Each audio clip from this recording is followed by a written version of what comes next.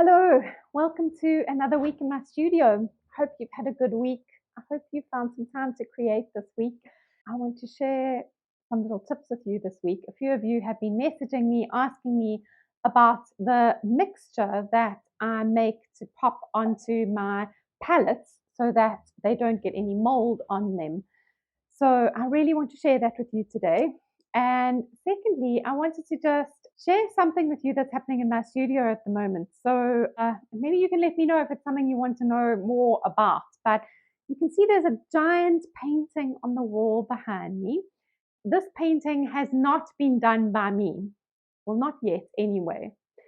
This painting has actually been started by a beautiful friend of mine, also a Durban artist. Her name is Angelika, and I will link Angelika's Instagram account in the video notes below in case you want to go and have a look at her work. But she is a beautiful, beautiful soul. And we worked together last year on a collaborative project where we painted a painting together. She paints a lot of beautiful, vivacious women. She tells beautiful stories about women.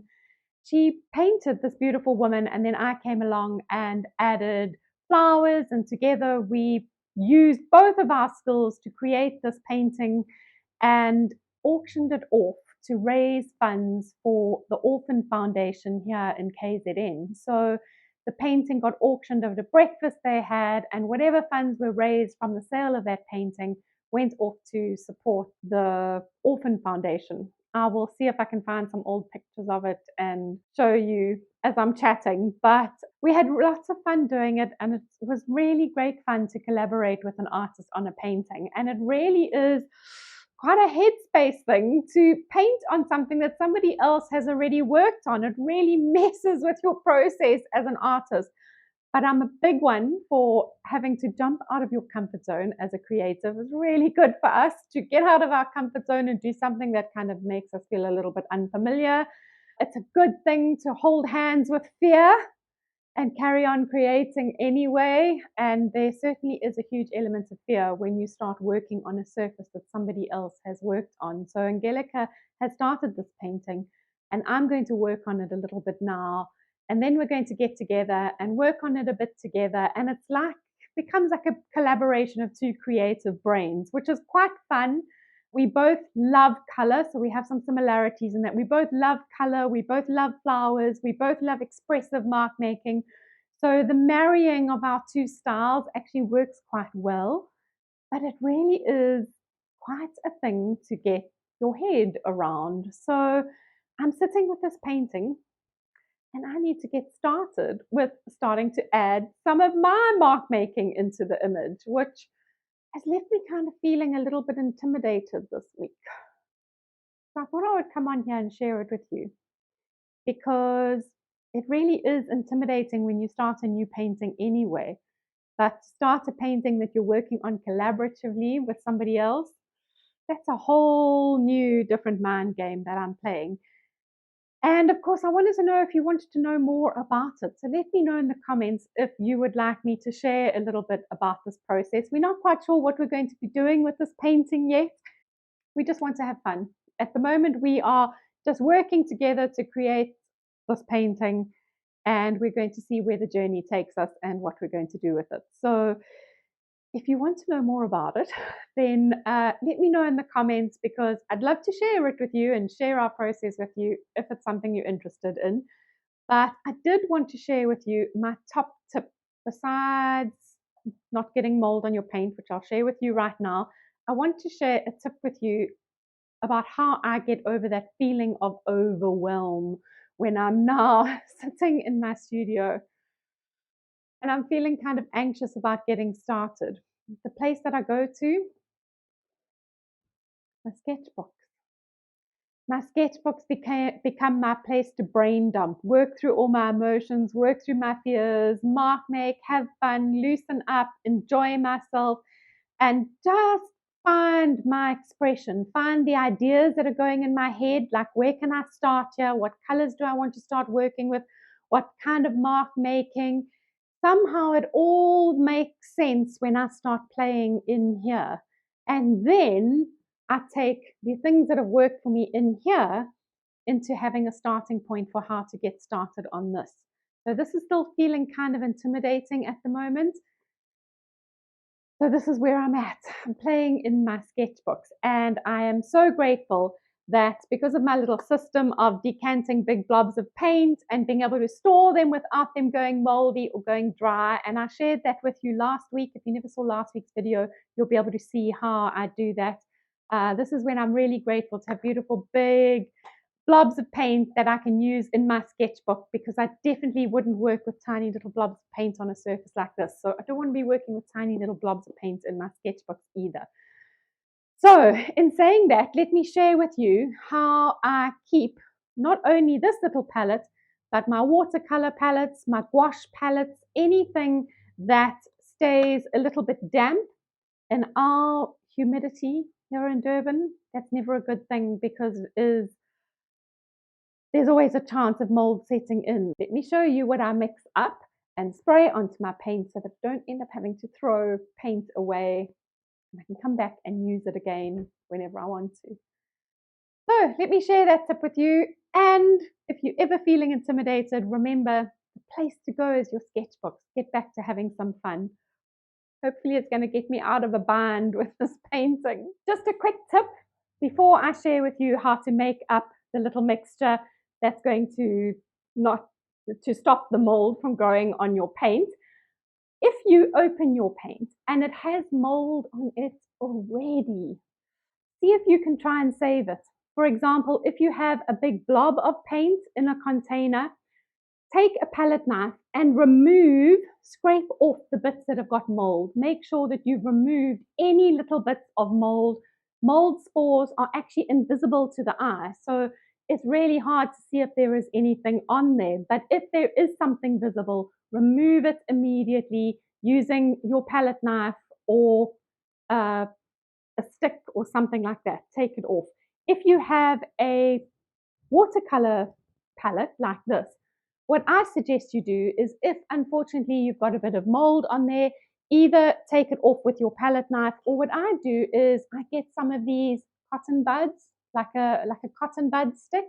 I dip it in the alcohol mixture, and then I simply wipe with the cotton bud on the paint to try and get rid of any moldy bits. So if you have closed up your paint and it's gone a little bit moldy, you don't want to throw away a whole palette of paint like this. That would be such a waste.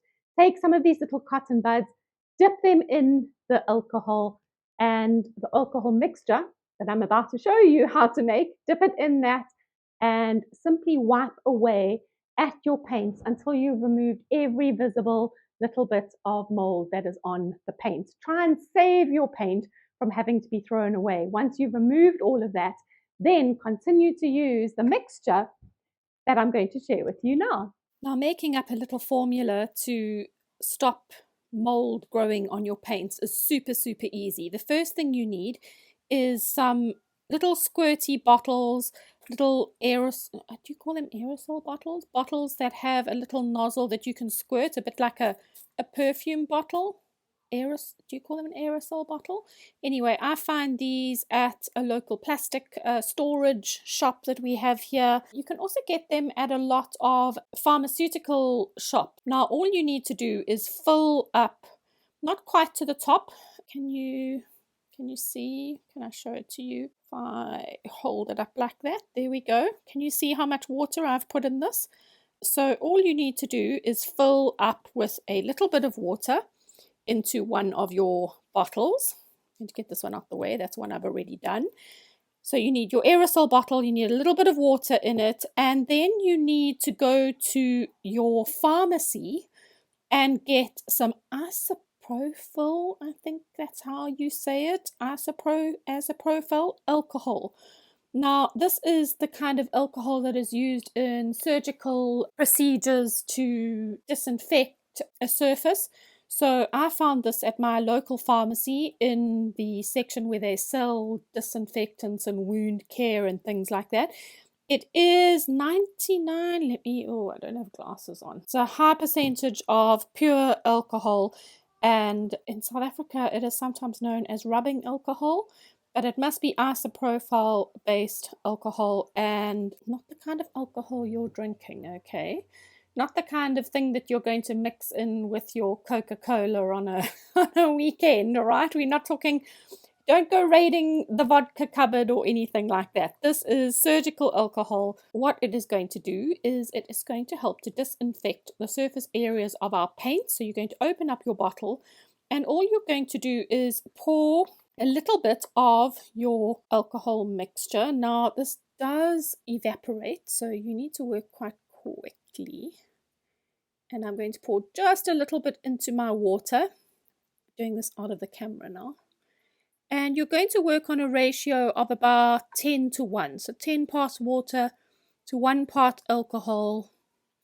And put the lid on really quickly. Whew, it has got quite a potent smell. So maybe you want to open your window while you're doing this. Don't worry if you spill it a bit on your hands. Wash your hands afterwards because it has got quite a strong smell. But to be honest with you, it's like a disinfectant. So all you're going to do now is you're going to pop your lid on. You're going to give it a good shake. And now all of your surfaces that you are worried about getting mold growing on them, you're going to give them just a little bit of a spritz.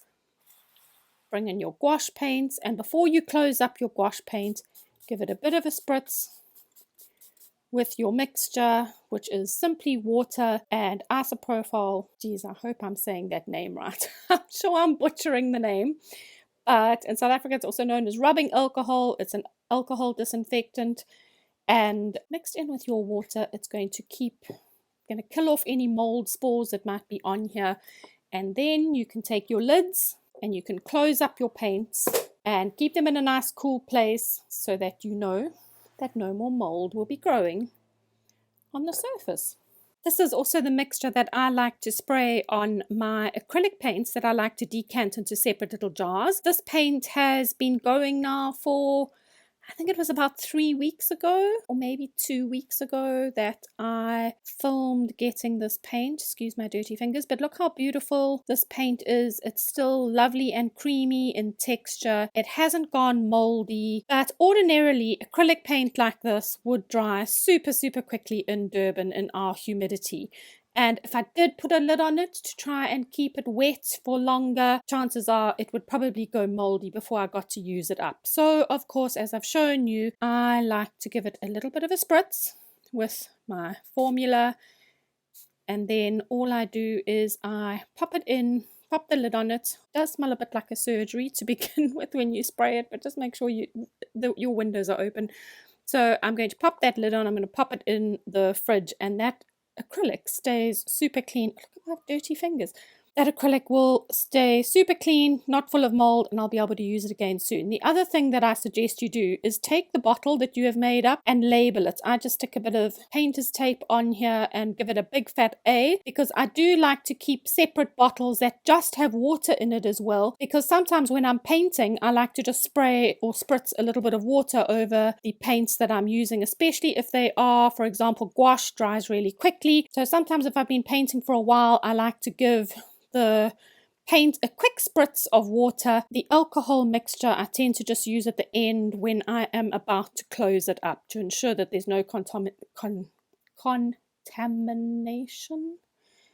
that no mold spores are left on there and are going to be growing when I close it up and pop it into the fridge until the next time that I can paint.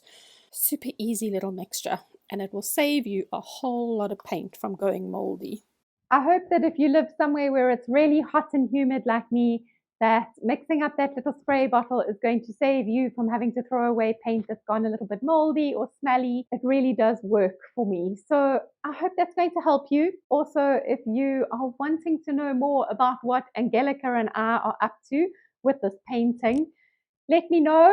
If it's something you're interested in, then I'll film a little bit as we're working on it, and who knows how it's going to end up, or where it's going to go, or what we're going to do, or what's going to go through my headspace as we're doing it. But it's really fun to work with somebody on something like this. So if you want to know more about it, I'll take you along on the journey with me.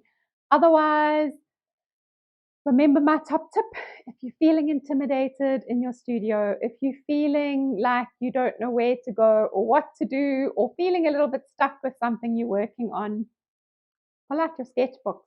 They really are your best friend. Not only are your sketchbooks your best friend, there's nothing like a little bit of creative play, having some fun to inject a little bit of energy back into what you're doing. Pull out your sketchbook, make a mess, and have some fun.